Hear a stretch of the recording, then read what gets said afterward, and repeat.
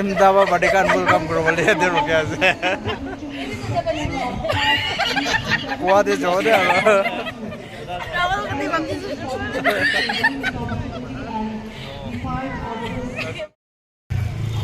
Hi good morning guys अपने सबके महिला चैनल तो वेलकम कर आसे गाइस आज यादे राहुल गांधी आई बोले थाका ब्रा दिनै ऑफिस ते पैकेज बोले इटा पुंजा से को करने अपने अनके भी शॉर्ट पर वीडियो एक बनाइ दिबो कोइना दिखाई दिया से इटा पुंजा से को आसे इटा दिखाई दिबो न सब बंदो रेडी करी থাকিবি আমি লং লিভ কইলে রাহুল গান্ধী ইটো কবলে টাইম আহি আছিলে ইটো রেডি করি থাকিবি बिल्कुल फर्जी बिल्कुल बोगस बिल्कुल गलत ये नीति आयोग क्या है नीति आयोग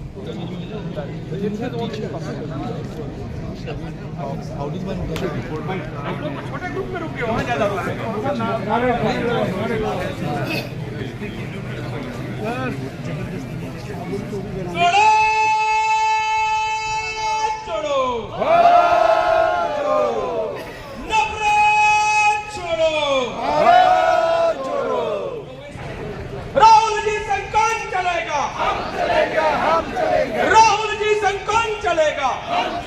न्याय के लिए कौन लड़ेगा हम लड़ेंगे देश के लिए कौन लड़ेगा हम लड़ेंगे देश के लिए कौन लड़ेगा हम लड़ेंगे नागरिक के लिए कौन लड़ेगा हम लड़ेंगे राहुल गांधी जिंदाबाद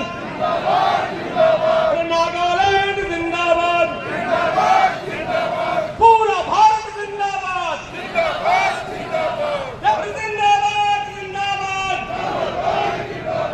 नागालैंड जिंदाबाद पूरा भारत जिंदाबाद लड़ते हैं कांग्रेस पार्टी लड़ती है बाकी तो जब मणिपुर में हुई थी कुछ घटना होती है राहुल गांधी वहां जरूर जाते हैं महिलाओं से पूछने हर समुदाय से पूछने देश का प्रधानमंत्री नहीं आता है मणिपुर जब भी कुछ नागालैंड में होता है आसाम में होता है पूरे देश में कुछ होता है राहुल गांधी पहले पहुंचता है देश का प्रधानमंत्री फोटो खिंचवा के कहीं और अपना नौटंकी करता रहता है तो राहुल गांधी हमारे बीच में आ रहा है तो आप जब आएंगे तो एक बार राहुल राहुल और आपकी आवाज राहुल राहुल राहुल कांग्रेस पार्टी जिंदाबाद पूरा भारत जिंदाबाद नागालैंड जिंदाबाद न्याय का हक जिंदाबाद देश की एकता जिंदाबाद धन्यवाद जय हिंद सर हम भारत के रखवाले हैं हम अमर तिरंगे वाले हैं जवान के कहने हम वीर जवान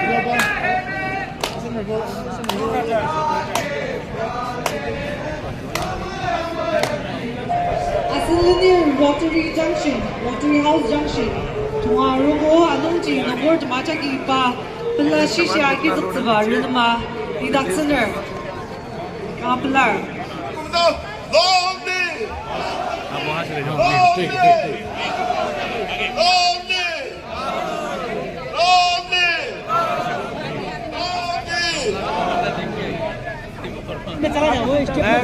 After traversing thousands of journeys through the length and breadth of a country from the north to the south, from the west and now to the far northeast, our dynamic leader Shri Rahul Gandhi has arrived. It is an immense pride and pleasure for me to announce his arrival. So ladies and gentlemen, once again, how about a huge round of applause for Shri Rahul Gandhi?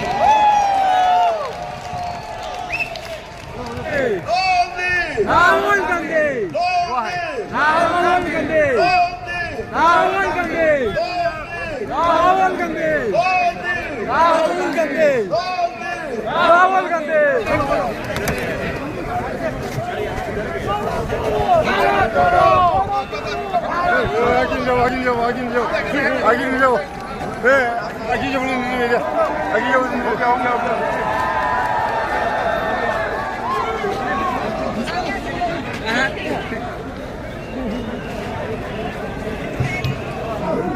you for this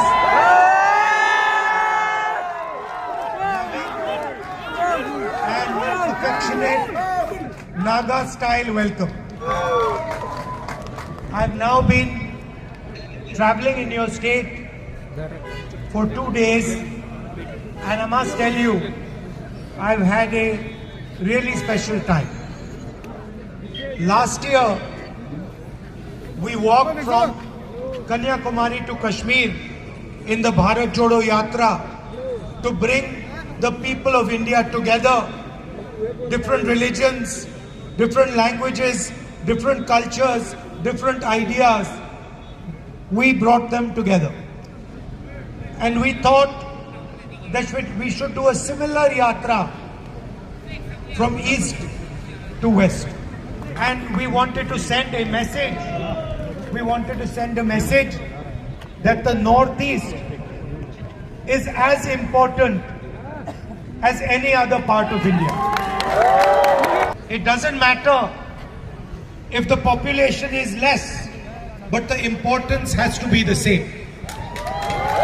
This morning, I had tea with some people in a village, Alichan. We were driving by, and they invited us to have tea with them. And one of the little girls who was having tea with us asked me, what is the idea behind your yatra? So I told her I had heard that there was a very special person in that house, and the purpose of my yatra was to come and listen to her, to understand what the people of Nagaland are feeling, what they are thinking, and to also understand their way of life, their way of living. There is a ideological war going on in India.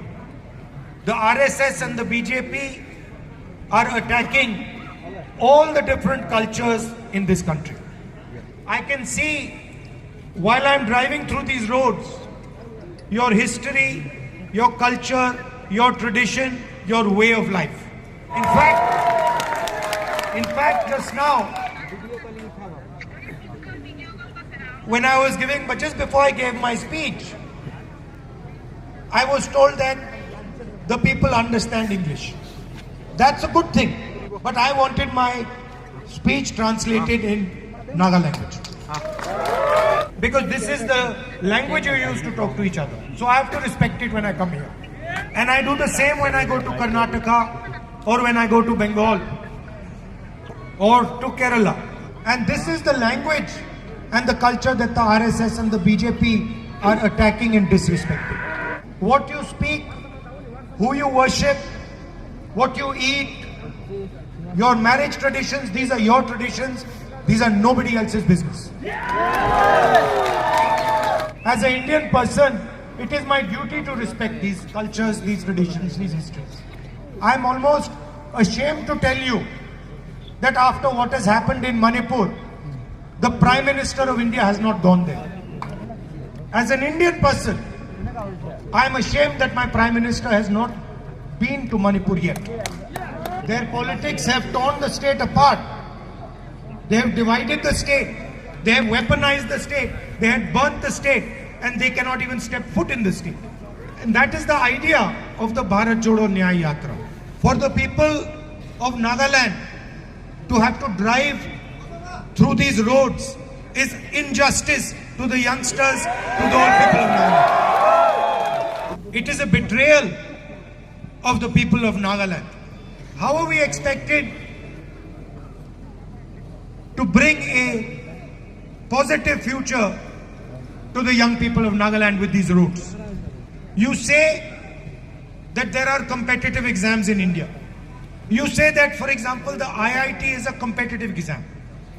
How is it fair that to take the exam, a Naga child has to deal with these roads while a child in another state does not? How is a Naga child who does not have electricity in his house supposed to compete with another child who has electricity in his house? How can a Naga child whose parents cannot go to a hospital compete with a child whose parents can easily go to a hospital? That is what the BHARAT JODO NAYAY YATRA is. This road is injustice to the people of this town.